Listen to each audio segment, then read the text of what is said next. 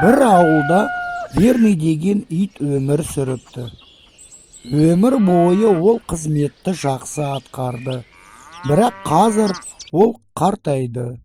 Мұрын иісті бұрынғыдай сезбейді.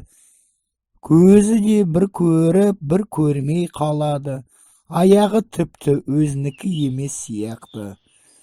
Верныйдың қожайындары мейірімді адамдар болатын, және олар бәріне шыдайтын. Бір күні үй шаруасындағы әйел бір шелек сүтті көтеріп келе жатқанда, итті көрмей қалып, сүрініп кетіп, сүтті төгіп жіберді. Ал иесі арбадан бір қап бидай алмақ болып, абайсызда Верныйдың үстіне басып, бәрін төгіп тастады. Соңғы кездері осындай жаман жағдайлар Верныймен өте жиі болып жүр. Бірақ ең қиын оқиға қожайындары қонаққа барған кезде болып қалды.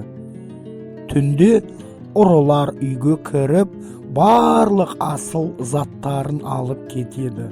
Ал біздің Верный ештеңе сезбей ұйықтайды. Иелері ит ұстаудың бекер екеніне көзі жетіп, оны орманға лақтырып жіберді. Верный жегісі келетінін түсінгенше орманды ұзақ кезіп жүрді. Қарны ашып, қоянды ұстамақ болды. Бірақ қоян одан оңай қашып кетті. Тиіннің артынан жүгіріп, тиін бірден ағашқа секіріп қалды. Тышқанды көріп, оның артынан тез жер қазуға бастады. Бірақ тышқан басқа шұңқырдан қашып кетті. Ит әбден шаршап, көңілі түсіп, не істерін білмей отыра қалды. Міне орманға түн келді. Верный қатты қорқып кетті. Бұлай қорқып өмір сүргенше өз-өзімді өлтіремін шешті ит және арқанды дайындады. Істеріңізге сәттілік тілеймін. Кенет қараңғыдан бір таныс дауыс естілді. Бұл жергілікті отарлардың қорқынышы, қасқырлар тобының басқармасы Акелла еді. Неге ағашпен өрмелеп жүрсің? Деп сұрады Акелла. Мен жай құс аулағым келді, деп жауап берді Верный қорқып. Ия, сосын мен жүрдім. Ия, немене, қуып шықты ма? Қартайдың ба? Қожайындарға жас иттер керек па? Солай шығар, әрен жауап берді Верный. Ал есіңде ме, Верный, сен кезінде мені қудың? Иә, жұмыс сондай дейсің бе?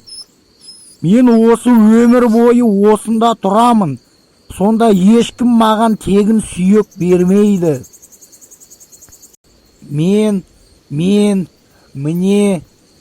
енді басқалар сияқты ха-ха-ха-ха-ха күлді Акелла және кенет ауырып айқайлады. Беліңіз ауырама? Деп сұрады Верный. Мен сендермен өмір бойы күресіп келемін. Денсаулық мүлде қалмаған. Кәрі қасқыр шаршап жауап берді. Үйден шыққанда өзімен бірге жақпа май алып кеткем.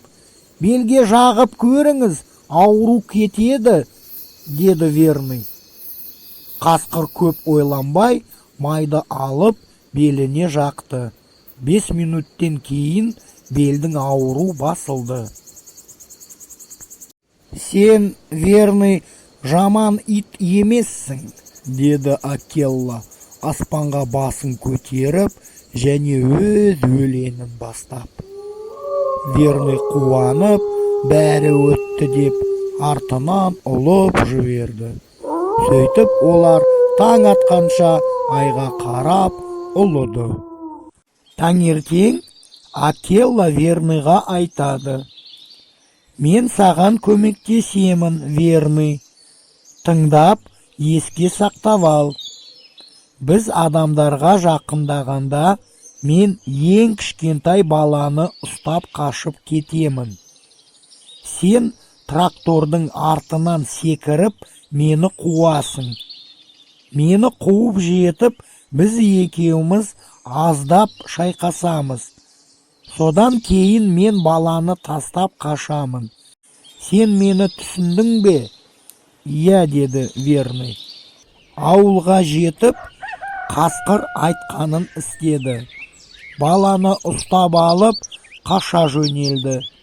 Адамдар айқайлап, у-шу көтерді. Бір кезде трактордың арғы жағынан біздің Верный пайда болып, қасқырға шабуыл жасады.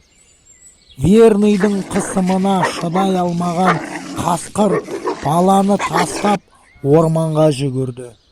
Қасқыр мен Верныйдың жекпе-жегін, Верныйдың жеңісін және қасқырдың ұшып бара жатқанын көрген адамдар қатты қуанды. Итті үйіне қайтарды. Верныйдың өмірі бұрынғыдай болып қалды. Кей кезде одан да жақсы болды. Бір аязды қыста қожайынның үйінде үлкен ұлының тойы өтті. Үйдің іші қонақтарға толды. Верный әдеттегідей өз постында тұрды. Яғни өз үйшігінде жатты. Кенет ол таныс қасқырдың ұлығанын естіді. Верный көп ойланбай орманға жүгірді. Орманда қасқырды тауып, Акелланың қасына жүгіріп келіп, сол жерде тұрып қалды. «Немене, олар сені тағы да қуып шықты ма?» сұрады Акелла Верныйды көргенде. «Жоқ, сонда неге келдің?» таң қалды қасқыр. «Мен мынаны сұрайын деп едім. Сіздің қарныңыз ашқан жоқ па? Тамақ ішесіз бе?» «Сұрайсың, дос», деді қасқыр. «Кешеден бері аузымда бір кесек нан болған жоқ», қуана жауап берді қасқыр. «Олай болса, сонда кеттік», деді Верный және өзі жүгіріп кетті. Ал Акелла оның артынан ауылға қарай жүгірді. Ешкім көрмегендей, қожайындарының қолы бос еместігін пайдаланып, біздің достарымыз ақырын қожайындардың дастарханының астына тығылды. Верный қонағын әр түрлі тәттілермен бірден сыйлай бастады.